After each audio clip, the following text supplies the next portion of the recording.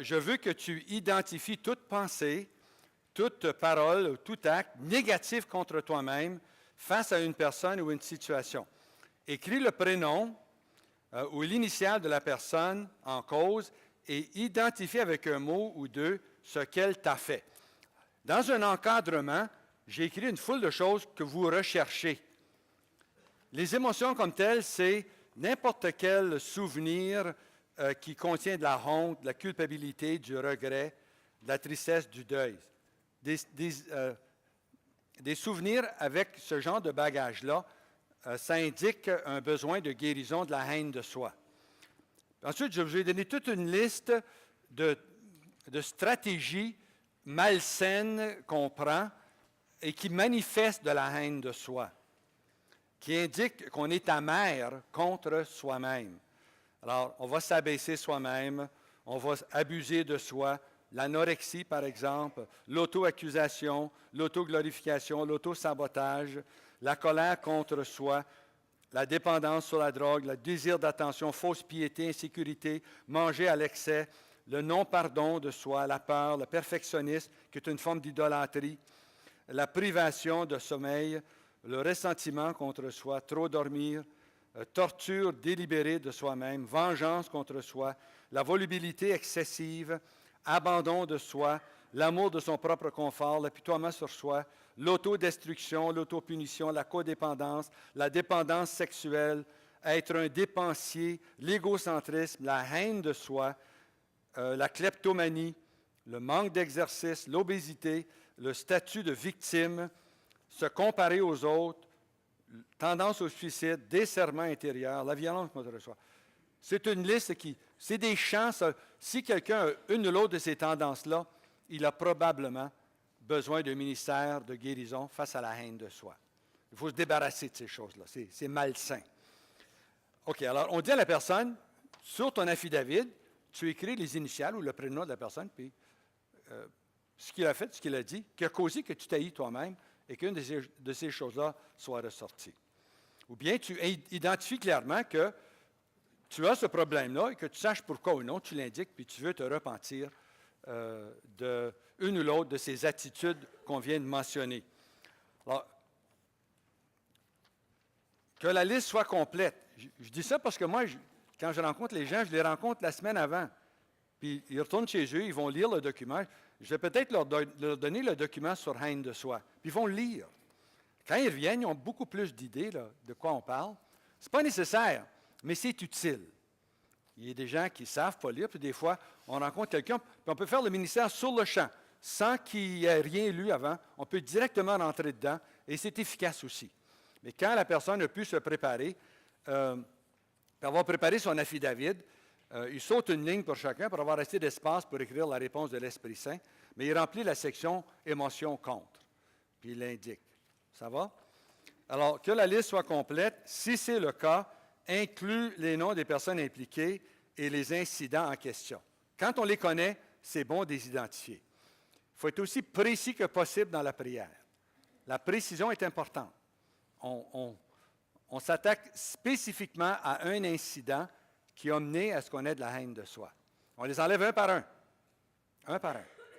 On fait un déblayage, mais un par un. Il faut prier pour chaque cas individuel où il y a de la douleur émotive. Vous pensez à quelque chose, à quelqu'un, il y a une douleur dans votre cœur, c'est un signe que vous avez besoin d'une guérison. La douleur au cœur, c'est un signe qu'on a un besoin de guérison. Ensuite, on explique à la personne la même chose qu'on a faite hier pour l'amertume. La personne doit assumer sa responsabilité. S'il y a en lui de la haine de soi, c'est parce qu'il a permis à cette haine de soi-là de prendre naissance et de grandir. Sans faute de personne d'autre. C'est sa faute à lui. Maintenant, il y a des explications. Vous avez été abusé comme enfant. Il y a toutes sortes de méfaits qui peuvent vous être arrivés. Et c'est vrai. Mais même à ça, le fait qu'il y ait de la haine de soi, vous l'avez permis. Et vous avez marché dans ce sentier-là. Il faut s'en repentir. Vous n'avez pas le droit de vous haïr. On doit aimer votre prochain comme nous-mêmes. Il faut s'aimer soi-même. Tu sais, Alors, on y explique, le texte est long, on l'a lu hier, ce n'est pas nécessaire d'y revenir. Alors, le ministère contre la haine de soi prend fin lorsque tout le non-pardon, le ressentiment, la vengeance, la colère, la haine, la violence et le meurtre envers soi-même, les tendances au suicide sont disparus de tous tes souvenirs. Là, tu es guéri, tu es correct. On se sent tellement différent quand c'est fait. Puis ensuite, lorsque tu présenteras la forteresse de haine de soi à la puissance de Jésus dans la prière de clôture, eh bien, à ce moment-là, toute la douleur, la colère, la blessure, le non-pardon seront tous partis. À leur place, Jésus y mettra la paix et la joie de son Esprit Saint, qui sont l'apanage de son royaume. Alors, vous écoutez, puis si elle a compris la démarche, encore, je vous rappelle, la personne n'a pas donné d'explication, c'est ça l'affaire. Elle n'a pas besoin de raconter sa vie ou l'incident. Elle n'a qu'à identifier la personne en cause, s'il y a une personne en cause, et puis ensuite d'identifier une situation. S'il y a une situation assez brillante, tu manques le dire. Puis ensuite, immédiatement, on rentre dans la prière. Ce n'est pas nécessaire de raconter. Même, ça peut être du verbiage. Tu sais, ça allonge, ça allonge, ça allonge. Si quelqu'un raconte chaque épisode, puis pourquoi il se sent comme ça, vous ne prierez pas souvent. Hein? Vous allez surtout écouter le gars qui se plaint. Remarquez bien, là, des fois, surtout pour des grands secrets qu'on a toujours gardés, des fois, là, la première fois qu'elle en parle, il faut que ça sorte. Il faut que ça sorte. Puis alors, à ce moment-là, dans ces cas-là, taisez-vous puis écoutez ce qu'elle a à vous dire, puis entendez ce qu'elle dit. Voyez toute la douleur là, dans ce qu'elle dit. Mais ça, c'est des exceptions à la règle, ça. Ce n'est pas tout le temps que quelqu'un doit tout dire, mais ça arrive des fois. Puis il faut savoir écouter, puis sympathiser. Mais ensuite, il faut dire maintenant, quand même, ce qu'on t'a fait, c'est mal. Mais ce que tu t'es fait à toi-même, c'est mal aussi. Tu n'as pas d'affaire à taillir. Ça t'a mené à taillir, donc je veux que tu te repentes. On va faire une prière où tu vas te repentir d'avoir eu de la haine contre toi-même, de la colère contre toi-même. Alors, vous écoutez la personne et vous demandez si elle a des questions, puis vous y répondez. Puis ensuite, vous rentrez dans le ministère. Quand vous faites ce ministère ici, peu importe avec quelle émotion vous commencez, vous faites toujours la prière d'ouverture, mais vous la faites une seule fois, au début du ministère. Même si pendant le ministère, vous allez sauter de l'amertume à la haine de soi, à la peur, à l'envie, à la jalousie, au rejet, ça n'a pas de différence. On fait la prière d'ouverture une fois, on se lève, on la fait ensemble.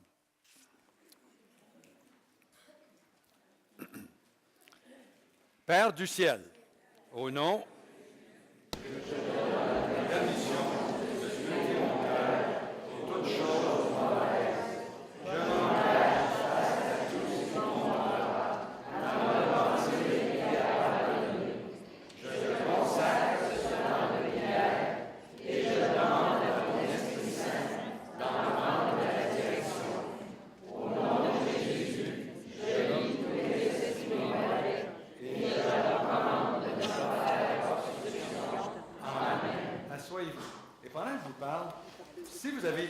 identifier un des éléments ici qui fonctionne avec vous. Vous avez ce problème-là.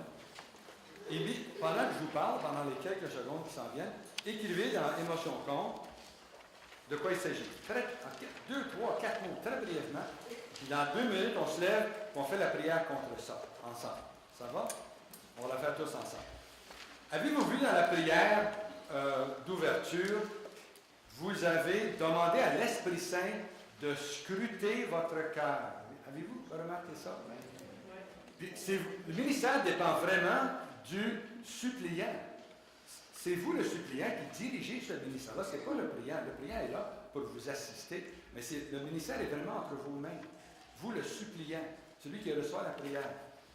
Et ce que vous êtes en train de dire, vous dites à l'Esprit Saint, manifeste en moi le problème que toi, Esprit Saint, tu veux guérir. C'est ça que vous dites. Puis ensuite, vous dites à l'Esprit Saint, pour tout ce que tu révèles en moi qui est malsain, je m'engage à faire ce que Dieu dit, je vais me repentir, puis je vais pardonner aux gens qui m'ont offensé. C'est ça que vous dites. Vous prenez un engagement que tout ce que l'Esprit Saint va faire monter en vous, vous vous engagez à obéir à Dieu, à pardonner, et puis à demander pardon pour le mal que vous-même vous avez fait. Puis deuxièmement, dans cette période d'ouverture, vous prenez autorité sur les esprits mauvais qui peuvent être là. Ils ne sont peut-être pas là. Mais s'ils sont là, vous leur dites assez, faites rien, taisez-vous.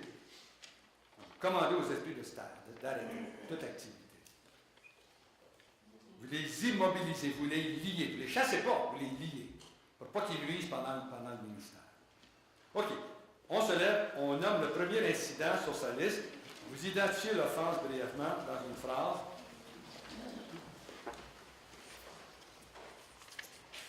Et puis ensemble, on fait la prière suivante. Père du ciel, au nom de Jésus, par un acte de mon libre arbitre, je décide dans mon cœur de me repentir, de renoncer. Là, vous identifiez le péché de haine de soi, selon la liste de ce qu'on fait. Vous le dites à voix haute devant la personne. OK, c'est fait. On continue. Je te demande de me pardonner ce péché. Au nom de Jésus, je décide et je choisis de me pardonner à moi-même ce péché. Vous le voyez, hein? Vous pardonnez en le disant. Le pardon, c'est un acte de la volonté exprimé. Soit pour quelqu'un d'autre ou pour vous-même. Vous pardonnez, vous le faites. Vous enlevez on doit se pardonner à soi-même. On ne doit pas refuser de se pardonner. On doit se pardonner. On continue. Au nom de Jésus, je commande à tous les bourreaux assignés à cause de mon manque de pardon de me quitter immédiatement. Au nom de Jésus, je commande à... L'émotion mauvaise, ça peut être la honte, la culpabilité, le regret, la tristesse, le deuil. Ça peut être une foule de choses. Là, les émotions que vous reconnaissez en vous, vous leur commandez d'arrêter. Assez. Vous ne voulez pas vivre avec ces émotions-là. C'est des émotions toxiques. Alors, au nom de Jésus, je commande à ces émotions, face à ce souvenir, de partir, de s'en aller. Puis la première fois seulement, on dit la prière, c'est exactement la même prière qu'on a faite pour la catégorie d'amertume. Vous la connaissez, on saute par-dessus, et puis on s'en va à la dernière étape de la prière de repentir. Ô Esprit Saint, ensemble, ô Esprit Saint, révèle-moi la vérité au sujet de cette situation. Amen. Voilà, soyez-vous en silence, fermez les yeux. On garde le silence pendant 30 secondes. On vient de demander à l'Esprit Saint de nous parler. On se tait et on écoute l'Esprit Saint. On reste en silence et en paix. Et puis, à ce moment-là, le priant et l'assistant, le deuxième priant, vous impose les mains pendant ce temps-là.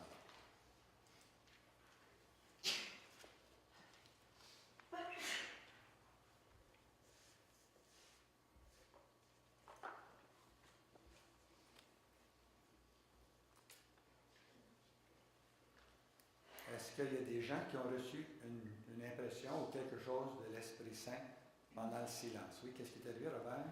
Moi, je vais vous dire que j'avais une colère contre quelqu'un qui me faisait Tu avais une colère contre quelqu'un, oui.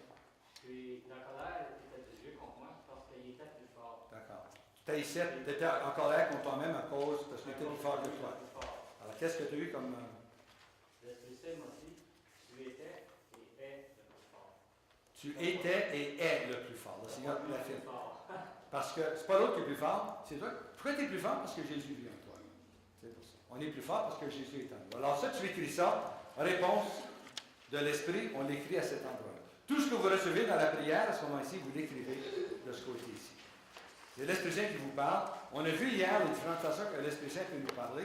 Levez la main ceux qui, vous êtes sous l'impression que vous avez reçu une communication de l'Esprit Saint pendant les quelques secondes qu'on a gardé le silence. Levez la main, levez les hautes vos mains, on peut se voir. Regardez, peut-être un tiers de la salle a reçu quelque chose. Il y a des blocages, peut-être en d'autres, ou peut-être que l'Esprit Saint vous a rien dit. OK, alors, le prière demande toujours, après les 30 secondes, qu'est-ce que tu as entendu? Qu'est-ce que tu as ressenti? As-tu vécu quelque chose durant la prière? Puis là, le priant, là c'est le rôle du priant. Apprenez à reconnaître dans ce que la personne va dire ou ne pas dire ce que l'Esprit Saint veut que vous fassiez maintenant, comme prochaine étape pour la guérison de ces émotions, surtout de la haine de soi. Vous invitez le suppliant à écrire la communication de l'Esprit Saint sur la réponse, sur son affidavit, dans la colonne réponse de l'Esprit Saint. Puis de temps en temps, vous vérifiez où en est la douleur émotive, parce qu'on cherche à enlever la douleur émotive. Alors vous lui demandez, bon, maintenant, comment tu te sens dans ton cœur face à toi? Veux-tu encore t'enlever la vie ou veux-tu te faire mal? Il vous a dit un peu où il était. Alors, vous vérifiez l'intensité de l'émotion pour voir si elle est en train de se ratatiner, de diminuer ou si elle est partie. Vous vérifiez. Maintenant, je vous le dis, là, l'émotion va partir, elle ne partira pas nécessairement comme ça. C'est une émotion, c'est en partie biochimique, alors ça va diminuer graduellement. Ça va prendre quelques minutes, ça va prendre quelques heures, ça va prendre même quelques jours. Elle est en train de diminuer, puis éventuellement, toute douleur au cœur va partir. Il n'y aurait plus aucune douleur dans notre cœur face aux questions ici. Alors, quand vous avez fini le ministère de prière contre la haine de soi, vous avez fini toutes les dimensions ici. Après qu'on en a fini un, on recommence encore avec le deuxième. Après le deuxième, on recommence avec un troisième. Un incident à la fois. Une chose à la fois. On ne fait pas une prière globale là, pour tout ce qui peut nous emmerder. C'est trop gros. Un petit morceau à la fois. Et puis, tu gruges là, le mal. Puis finalement, là, la prière de clôture, on s'attaque au gros morceau. On s'attaque ici au démon central qui menait la haine de soi. Le démon lui-même de haine de soi, qui avait toutes sortes de petits démons qui le protégeaient, mais on vient de les enlever un par un. Alors maintenant, on s'attaque au gros pour lui dire de prendre le bord. On se lève, ensemble, on fait la prière de clôture. C'est bon durant le ministère de la faire de temps en temps. On ne sait jamais. Des fois, il faut partir. Il y en a assez, puis il va sacrer son temps. Tant mieux. Ensemble. Père du ciel, au nom de Jésus, notre Seigneur, je te prie de me pardonner toute amertume et haine contre moi-même. Je décide dans mon cœur et je choisis de me pardonner et de me relâcher de toute amertume et haine contre moi-même. Au nom de Jésus, j'annule toute l'autorité et tout le pouvoir de Satan sur moi face à la haine contre moi-même. Dieu m'a pardonné et je me suis pardonné. C'est maintenant fini. Je commande à la principauté de haine de soi et à toute son armure de me quitter immédiatement. Viens, Esprit Saint, réveille mon esprit, mon âme et mon corps. Ô Esprit Saint, révèle-moi la vérité au sujet de cette situation. Amen. Et ici aussi, on arrête 30 secondes de silence. Je ne le fais pas, mais dans le ministère, on le fait. On arrête 30 secondes, puis on vérifie après qu'est-ce que la personne a entendu, qu'est-ce qui s'est passé, pour voir si le démon de haine de soi est parti. Asseyez-vous. Allez dans vos notes à la page 87. Je vais finir pendant une minute ou deux. Vous parlez des paroles de connaissance qui sont tellement importantes et utiles dans le ministère de guérison physique et guérison intérieure. Alors, une parole de connaissance, c'est une révélation surnaturelle. C'est un renseignement qui vient de Dieu. Puis pendant qu'on est en prière, quand on est dans le mode prière pour quelqu'un, sachez-le, presque tout ce qui monte spontanément en toi est dans le suppliant, presque tout, 95 à 99% de ce qui va monter spontanément comme une distraction, c'est une parole de connaissance. Presque tout ce qui monte dans le temps de prière. C'est l'Esprit Saint qui agit. C'est pour ça qu'il faut être alerte, il faut écouter, puis vraiment savoir comprendre ce que l'Esprit Saint veut vous dire. Alors, désirez les dons spirituels, désirez les charismes, demandez-les ardemment. Ils nous sont donnés quand on les demande avec ardeur. L'exercice de la foi requiert des risques à prendre, Vérifie toujours ce que tu reçois. Alors, voici différentes façons de recevoir ou de percevoir des paroles de connaissance. Premièrement, tu le sens. C'est comme une sensation. Tout à coup, tu as mal à l'épaule. Mais tu n'avais pas mal à l'épaule. C'est peut-être une parole de connaissance par sympathie. Le Seigneur te donne de sentir le mal d'épaule que l'autre personne ressent. Alors, vous lui demandez, as-tu mal à l'épaule gauche, toi? Ah, j'ai assez mal. Vous savez à ce moment-là que le mal à votre épaule, c'est une parole de connaissance. Alors, soit que dès que vous le dites, la personne guérit instantanément, parce que des fois, elle fonctionne comme ça. À d'autres fois, vous le dites, la personne dit, oui, c'est moi, vous y imposez les mains et vous savez qu'elle va guérir. Ça va? Deuxièmement, on le ressent. C'est comme un sentiment que la puissance de Dieu est présente ou une forte sensation de chaleur, de picotement dans vos mains. Un indice que le Seigneur est agissant. Ou bien on le lit. Il y a des personnes qui voient littéralement des paroles passer devant leurs yeux, ouverts ou fermés. Ou bien on le voit. C'est une image mentale qui semble être superimposée au-dessus du visage de la personne du suppliant.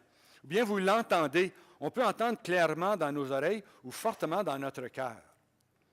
Ou bien on le sait. Vous avez une certitude intérieure que l'Esprit Saint vient de vous communiquer quelque chose. C'est Dieu qui l'a révélé avec certitude. Ou bien vous avez une vision. Ou bien on se rappelle une parole de Dieu. Tout à coup, une parole des saints dirigeants qui vous monte au cœur. Et pas venu là par accident. C'est l'Esprit Saint qui l'a fait monter pour que vous vous en serviez. Bien, un ange vous le dit. Ou bien vous le pensez. Dieu place simplement un seul mot ou une pensée dans ta pensée. C'est là. Ça vient d'où, ça? C'est l'Esprit Saint qui l'a mis là. Ou bien vous le dites. Des fois, vous dites des choses, et vous vous écoutez parler. Vous n'aviez pas planifié de le dire, puis ça sort de votre bouche. C'est un langage inspiré. Hein. Ça sort. C'est l'Esprit Saint qui vous guide pour parler. Ou bien, vous le rêvez dans un rêve, la veille. Vous rêvez quelque chose, ça ne vous dit rien. Le lendemain, en ministère, tout à coup, ça a du sens, c'est exactement ça que vous avez rêvé. Et ça vous met sur la piste de la guérison. Ou bien, Dieu peut te parler de la façon qu'il veut. Si vous dites au bon Dieu, je veux seulement que tu me parles avec des visions, vous le mettez en boîte, faites pas ça. Ou bien, si quelqu'un vous a dit, le bon Dieu ne parle pas à personne, mais repentez-vous de l'avoir cru. Si vous l'avez cru, là, demandez pardon au Seigneur d'avoir cru qu'il ne nous parle pas. Ce n'est pas vrai. Dieu s'appelle parole, comme s'il ne parlerait pas. Hein? Son nom est parole. Le Verbe de Dieu, c'est Jésus. C'est celui qui nous parle plusieurs fois par jour. C'est nous qui ne l'entendons pas. Ou bien, si quelqu'un ne s'en sent pas digne, repentez-vous, ça n'a rien à voir avec la dignité. Vous êtes son enfant, un père parle à ses enfants. Repentez-vous de vos péchés de blocage face à Dieu. OK, alors, comment donner une parole de connaissance? Ne dis jamais, quand vous recevez une parole de connaissance, ne dis pas « le Seigneur m'a dit ». Même si vous êtes 100% sûr que ça vient du Seigneur, ne dites pas « le Seigneur m'a dit de te dire ». Un peu plus d'humilité, s'il vous plaît. Hein? Merci, un peu plus d'humilité. Hein? Ce n'est pas vous qui agissez, c'est l'Esprit Saint qui agit. Je ne veux pas des coudes comme ça. C'est Dieu qui travaille, ce n'est pas toi. Aussi, tu peux te tromper. Vous savez, l'Église catholique, on est assez chanceux d'avoir dans l'Église, il y a 1,2 milliard de catholiques, et l'Église reconnaît qu'il y en a un seul dans tout ça qui a le charisme d'infaillibilité. Il n'y en a rien qu'un. Il n'y en a rien qu'un, puis il s'en sert à peu près jamais. Dieu merci. Hein? Benoît XVI s'en est jamais servi. Jean-Paul II s'en est jamais servi. Jean 23 s'en est jamais servi. Pie XII s'en est servi une fois. Hein? Dieu merci. Les charismes ne sont pas infaillibles. Ça va? Alors, ne parlez pas avec tant de... Troisièmement, sers-toi du renseignement reçu pour poser une question au suppliant. As-tu mal à l'épaule? Vous posez une question. Est-ce que le mot « pont » te dit quelque chose? Vous posez une question à partir de la parole de connaissance. Puis la personne peut le savoir sur le champ comme elle peut le savoir la semaine prochaine ou dans un mois, ce que ça veut dire. Ça prend du temps, des fois, avant qu'on sache ce que la parole de connaissance veut dire. Alors, puis durant le ministère, moi je fais ça souvent. On a fait plusieurs guérisons de l'amertume ou de la haine de soi ou d'autres choses. Puis je ne suis pas sûr où on s'en va après parce qu'il n'y a plus rien sur la liste. Alors je dis, Seigneur, Esprit Saint, qu'est-ce qu'on fait après? Dis-le-moi. Simplement, dis ça dans mon cœur, dis-le-moi. Puis là, coup sur coup, la personne dit quelque chose, puis là, on sait exactement où on s'en va. Demandez à l'Esprit Saint, il va vous guider. Bon, c'est bon, on s'en va en équipe, vous êtes là pour 45 minutes, on reprend l'enseignement à 3 heures.